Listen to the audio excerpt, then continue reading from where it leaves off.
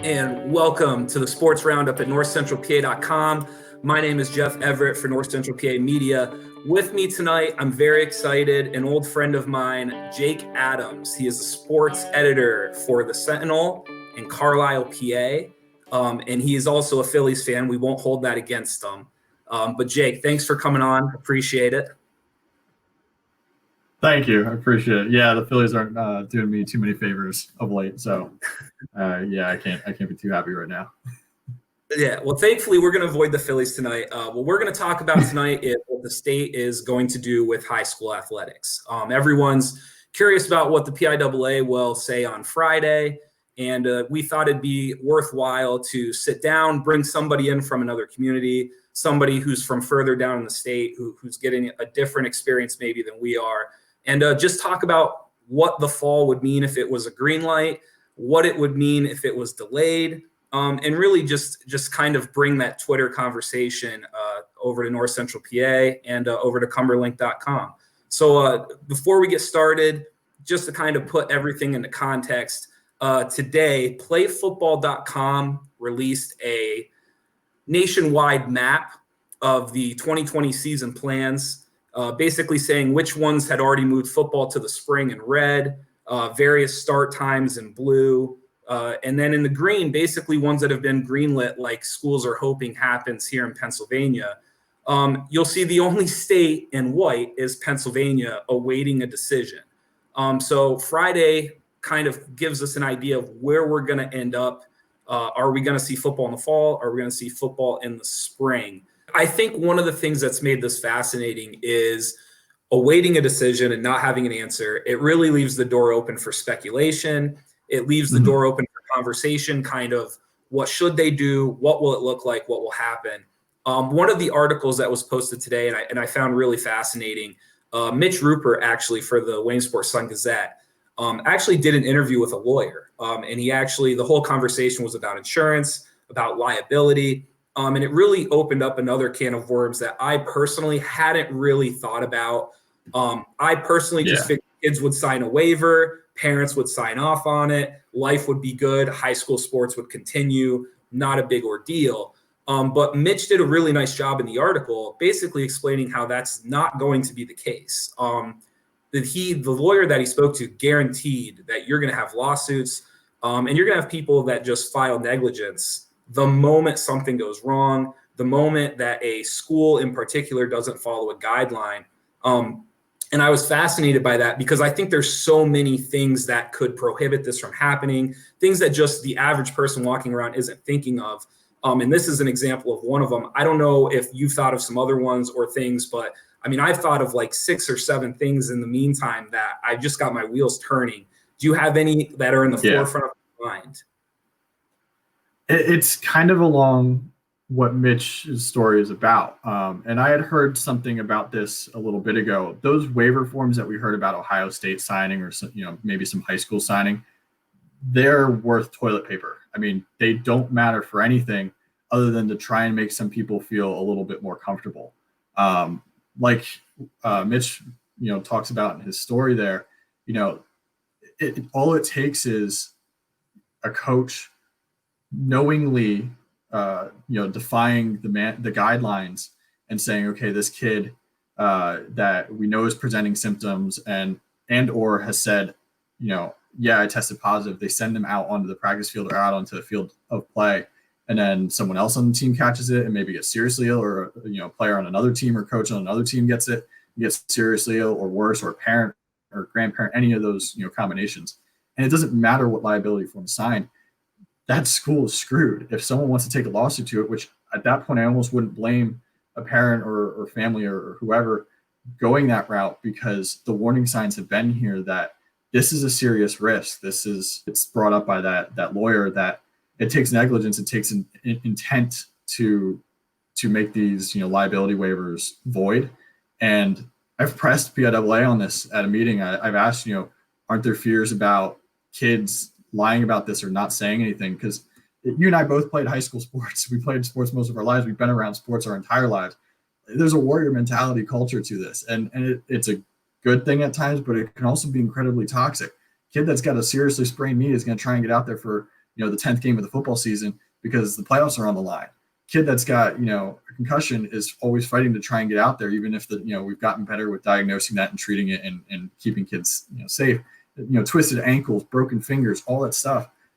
We teach our kids and we teach ourselves through, just internalizing and peer pressure and coaches and everything else that, you fight through the flu. I mean, look at Michael Jordan. Michael Jordan, one of his most famous games is the flu game. Like, we idolize that as a society, and we compare anyone who plays sick to how well they did in comparison to Michael Jordan that night. And then you have an entire segment of the population who basically thinks this is just a glorified flu. So what do you think is going to happen there? It's going to be people trying to be the hero, and you're going to have a kid wake up one morning that's, he or she knows has these symptoms, and a couple of things could happen. One, he could say absolutely nothing and just go to school that day and go to the game and play. And then a couple of days later, the illness gets a little worse and he has to go get tested and finally finds out. Or he could, find out, wake up and not feel that great. And, mom or dad could say, let's not say anything. Or, teammates could be texting them saying, man, like, just get us through one more week. We're going to make the playoffs. And, hopefully none of us get it and you can quarantine after that and we'll be good. Or, a coach might say it or something like that. I trust that most coaches are going to handle this well, but most isn't all, and most parents isn't all, and most kids isn't all.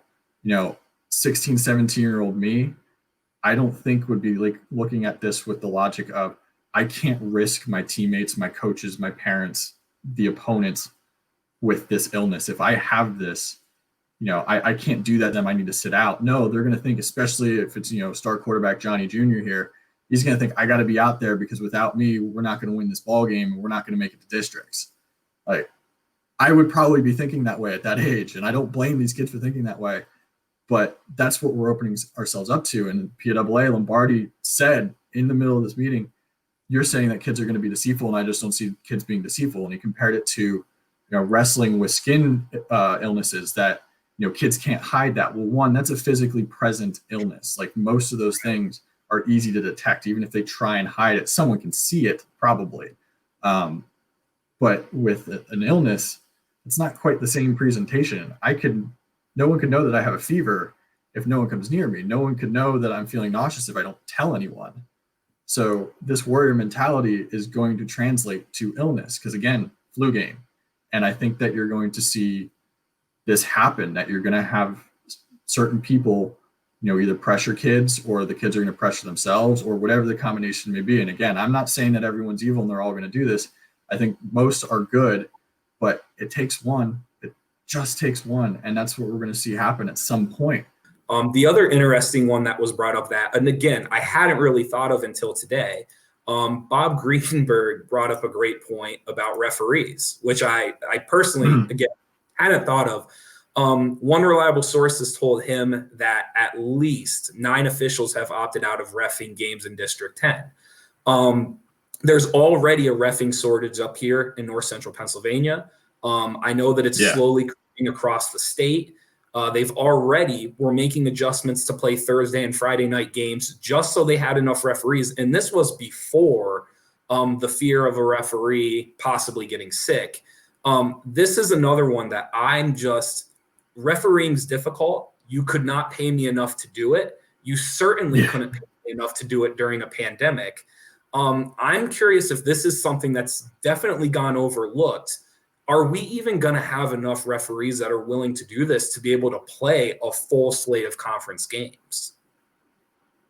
This has been brought up a handful of times at PIAA meetings that I remember, and this summer, and kind of the sentiment's just been, we think we're going to be okay. We've had a few situations around District 3, I believe, that some games have been postponed or canceled or whatnot because of referee shortages. I think this may not have been District 3. I think I remember one a year or two ago where 2 teams showed up and no refs showed up, and they didn't realize that no refs were scheduled and had to postpone the game. This I haven't done enough to talk to, and it's something that's on our plate here to find out what the referee situation down in District 3 is, or at least the Mid-Penn area. But I think we're gonna run into it more. I think it's funny. This pandemic is kind of accelerating a lot of things that are happening in the sports world. And this is like a weird plug because I'm not even trying to plug it, but we just did a story today on the increase in streaming that's going to happen this year, especially if fans aren't allowed at games. And I think it's going to last even if fans are allowed at games. And that's something that was going to happen eventually anyway. But out of necessity, a lot of schools in this area are running to it right now and trying to scramble to figure stuff out, how to broadcast football games and volleyball games and soccer and whatnot. And this refereeing, situation, I think could be kind of a rush in the reverse direction, where instead of getting better, it's going to get worse. So I'm really curious to see how this plays out. But from what I've heard, just from Lombardi talking at during some of the PIAA meetings, whether it's been media asking questions or just in the middle of the meetings, it's kind of been hey, we think we're going to be okay. We've been doing a lot of recruiting efforts, and we think the numbers are getting there. But we're going to do the best that we can. But it's not the PIAA's call really during the regular season. That's all local organizations that set all that up. So we could see something really different. And down here, I don't know exactly how it is up by you, but down here we have it's a really old refereeing population. I do not see at varsity games a whole lot of guys that are, in their 30s or so, and definitely not in their 20s. We've got some basketball officials down here that, man, they must be retired in their day-to-day job because they're still chugging along. And I think a lot of it's because there's no one else there. Yeah, I'm fascinated because, like you said, I think what the pandemic done is it's expedited everything. So something that would have been a serious issue 5-10 years from now, like a ref shortage, all of a sudden it's here and it's knocking on the door. I am fascinated. If they greenlight the fall, it just feels like it's something that could just be so easily overlooked in all of this. Worried about safety, worried about scheduling. I just wonder how many referees will actually be willing to go out and perform that job for a lot of times, something that they're sometimes underpaid to do. I know some districts pay more than others, but a lot of times it's not like this is a high paying job. It's not like there's a lot of glory in the job. It's not like you're treated well while you're doing the job. I'm just wondering how many will decide to back out at a time like this. And you're going to see too, these scheduling issues where, we're already talking about condensed schedules in a lot of different districts and leagues where, again, mid-Penn, we're not starting the regular season until September 24th, 25th, 26th for most sports. You're going to try and get a regular season in with the hopes of districts and states in about a 5-week span, 6-week span, give or take. Soccer, that means, if you're division 7 or 8 teams, you're going to have 12 to 14 games trying to do a double round robin there. That's tight. That's, it's still roughly about the same density of scheduling that you'd have during a regular season because you're just knocking out the non-conference games. But it's going to be tighter. And if you have any inclement weather, you suddenly have fewer weeks to try and reschedule. If one of those teams has to quarantine or multiple teams have to quarantine, that's going to condense their schedule even more if they can even make up those games. And then here's the thing that I just got to thinking about while you were talking about this is, if a team quarantines, could we see a ref or multiple refs say, not touching this game when they come back? I don't care what the sign says. This team is off limits. They got cooties and stuff. I don't know if that might happen, but that could. Or even on top of it, the refs that previously refed the game of a team that now has to quarantine. That too, yeah. Those referees have to quarantine. It's a fascinating little side topic. If they greenlight this fall, I think refereeing is going to be a dirty little kind of off to the side issue that it's going to kind of smack people in the face. It's going to be this weird Rube Goldberg dominoes thing all season. There is no linear path that this is going to work. It is going to be chaos from start to finish. I feel like if we get through this year, this fall season, just looking at fall with only a small fraction of teams shutting down or something like that, I'm going to be stunned because I don't see this, going smoothly. So I'm going to put you on the spot. One word answer before we move on to talking about a possible spring. One word answer. Will we have sports in the fall? Yes. Okay. So your belief Friday is they'll come out and they'll give the green light and put it in the hands of the districts and of the administrations. Yeah. PIAA is going to want to have a fall. Some schools are going to say not a chance. And then there's going to be a lot of schools that are going to do it. But in one word, we will have some sort of fall season. So let's play devil's advocate then. And to me, this is the most fascinating conversation. Let's say that they follow the recommendation from the governor, and there are no high school athletics until after January 1st. I have heard so many examples. I've heard positives. I've heard negatives. I am fascinated at what a spring schedule looks like if there's nothing until January 1st. I'm fascinated by what that looks like the following year if they play football in the spring, because I think a lot of people are overlooking that. I don't think it's a simple transition, just moving those sports back to the fall. This whole topic fascinates me. Just to kind of start it off, what do you think a spring athletic schedule would look like, assuming we have to fit the fall, winter, and spring into those 5-6 months?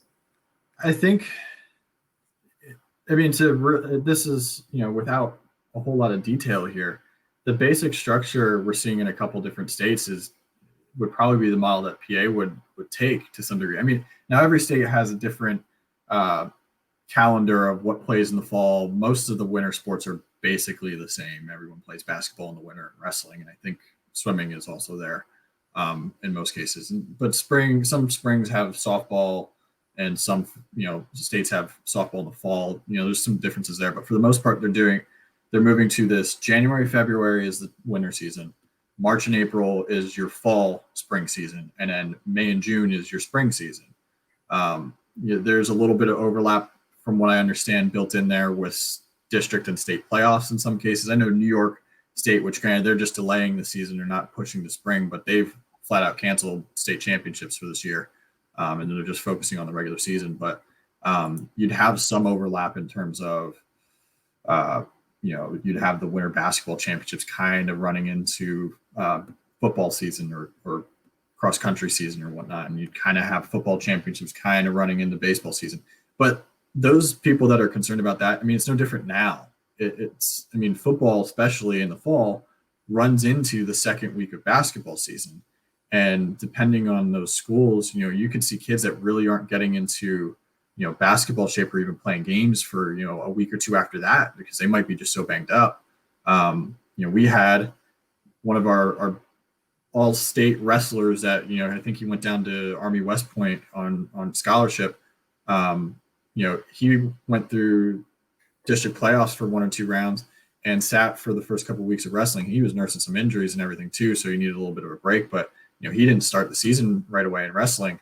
So we already see that it's going to be tighter in a 6-month span. But here's the reality of this: there is no best case scenario here. We're all trying to pick the least bad situation. If you're looking for sports, if you think sports should happen, it's basically just trying to find the path of least destruction. Is that going to a spring calendar? I tend to think yes, but some people, including PIAA, think it should be in the fall. There's no good way to do this because we're in the middle of a pandemic. A pandemic doesn't care. And one of the weird things about life is we've got, coaches like to preach dealing with adversity and whatnot. Man, there aren't too many better situations in life than we're going to get than this kind of adversity. And I don't mean to make light of that at all, but we all have to deal with this, and to think that we can just try and carry on without, messing with anything is a little bit, obtuse here. I've been talking to a coach for a couple of weeks who, is pretty vocal about this stuff. And one of the things he told me is that it seems like we're just so used to, football starts in August. And so I've got to be out there at training camp and getting ready to go. And first game is September or late August. And, this is just what we do. So, we've got to keep doing this. And it's keeping us from thinking about the ways that we can do this differently, because there is no choice. To think that we can do this the same as we've always done it is just not going to happen. Because even if we carry on with a normal fall season, like I said, I am convinced that you're going to have teams drop out because they're going to get, COVID. They're going to have quarantine issues. You're going to see maybe some districts don't have playoffs at all. Whatever. It's not going to be normal. Yeah. And when you get yourself a couple of things that you hit on there, because I think you brought up some good points.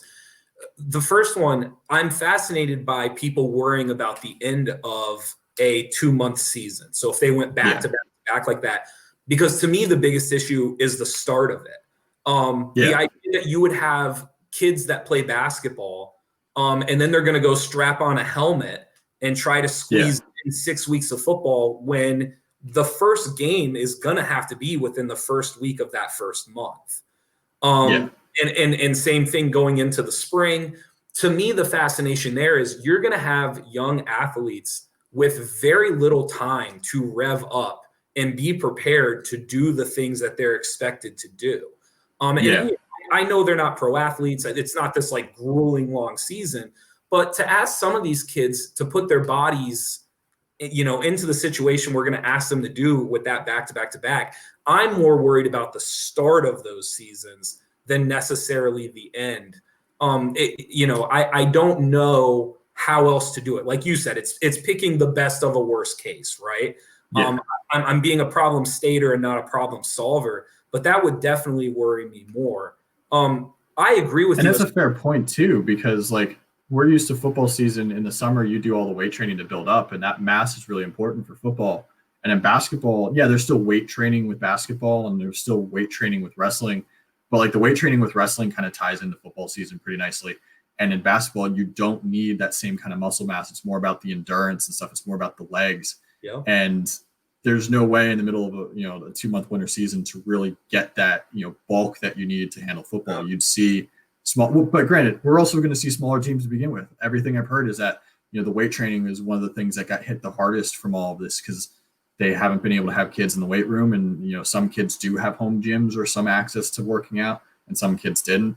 The scheme stuff might be a little bit normal this year. It may be a little watered down, but it's going to be mostly the same because you can do install over Zoom and then during the off-season workouts. But we're going to see kids that would have been to 195, let's say at running back, they're only going to make 185, 190 this year just because they didn't have the working out. So it wouldn't have changed this year compared to doing this in the spring anyway. It's just, it's going to mess with how they build up their bodies.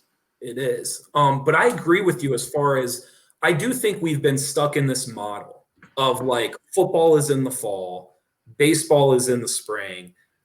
I understand the indoor sports have to be in the winter, and that's just the world that we live in living in Pennsylvania. I am fascinated though. I have talked to different people. I even had a conversation with our athletic director here about how much sense it makes to play baseball at the end of the summer and into early fall, and then play football through the spring and into the summer. As far as scheduling, not having to cancel baseball games for the weather, football is much more conducive to playing in bad weather than baseball or softball is. And in a lot of places, softball plays in the fall, and they have significantly less cancellations than what baseball ends up having in the spring. I agree with you. If we were going to talk, we've been focused on a lot of the negatives, and who can blame us? But I do think that one of the positives that could come out of this is a restructuring and really looking at, I know from a standpoint of just being an athletic director, it would have to be significantly easier to organize 60 football players when you have them all in school for 5 months leading up to the football season than it is trying to get a hold of them and track them down for paperwork and physicals in the summer when they're not in school. That's true. So I do know that there are some positives. My fear with this is we're going to ask kids to play football in the spring, and we're going to turn around and ask them to do it again 3 months later. And I understand that the spring will be a condensed schedule. I understand that they're not going to play as many games and the wear and tear won't be as bad. I just don't know if kids should be asked to play 16, 18, 20 football games in a span of 5 months. And my fear is we're going to slam a spring season on them. And then we're going to turn around and say, well, football's in the fall. It's always been in the fall. Let's go at it again. That's one of my biggest concerns for student athletes, especially football players. It'd be interesting. I think the smart route to go with that, and this would run into so many PR nightmare situations is, you could do one of the things I've read about, NBA and NHL, like they have to start this next season later. I think NBA is going to start at Christmas this time, and NHL is probably going to be around the same time. And it'll probably mean a shorter season this year. They won't have the 82 game schedule like normal. Maybe it's 64 or 72. I don't know. And it won't be until maybe the 21-22 season where they're back to what we consider normal. And if we were smart about this, I think high school could follow that same route if you went the spring schedule plan. And that, the one advantage is with the spring football season is you're going to have only 6 games for a regular season, give or take. And, if you get to playoffs, it has to be a shortened season. You're not going to have the 3 rounds of districts that we have, and then, 2 to 3 more rounds of states. So it won't be that long. So the wear and tear will be a little less than like our typical fall. But the smart thing to do would then be to condense the 21 football season a little bit to 8 games, maybe, where, start it in after Labor Day or something like that. And then, let it just give it an extra 2 or 3 weeks of breathing room to let everyone kind of settle down, get off their feet from baseball and whatnot, and start doing the weight training that they need to get caught up on to some degree. And then, then you start after Labor Day and go into a 8-game season with full districts and states. By 2021, we should be mostly out of this, regardless of, what kind of situation, when the vaccine and whatnot is, because by that point, pandemics generally take about 1.5 years to run through the system. But, you could have a mostly normal winter or fall season next year. I want to shout you out. You did one of my favorite pieces of the year still was the data you did for the wrestling. Cool. Going in. Absolutely fantastic on Cumberlink. I didn't know if there was anything else that you wanted to plug. I mean, our market doesn't really mess too much with yours, but I mean, what I'd say is follow a bunch of different reporters from around the area. You got Tom Reisenweber, you got myself, you got Mike Drago, Mike White. We're trying to cover this PIAA stuff. Each one of us is doing it a little differently than everyone else, and kind of in our own little lanes. And my perspective is different from everyone else's. I think I kind of stand in the minority here for journalists, and I really just don't trust having a fall season. But follow us and keep an eye on things. I mean, Friday's kind of D-Day here for us. It's decision day, and it's going to be big. But I'm sure a lot of your readers and viewers are going to be scoping out Mitch and everyone else and trying to get every little morsel of detail that they can. So I just say keep doing that. And I guess if there's one other plug, it's subscribe to your local papers, or help out media outlets however you can. We're doing the best that we can at these times. We're getting hit hard too in this economy, and have been for several years. So support those reporters that they're out there trying to cover your community as best as they possibly can, and give them a fighting chance to do their job as well as they do. I'm excited for high school sports to come back, and I'm excited to get to see you cover them again. Again, Jake, thanks for coming on. Really appreciate it. We have to do this more often. This I don't know why it took us so long to do this. This was good. Yeah, maybe we can share some stories from when we used to work together. we could definitely share some stories. I appreciate it, Jake. I'll talk to you soon. Take it easy, man.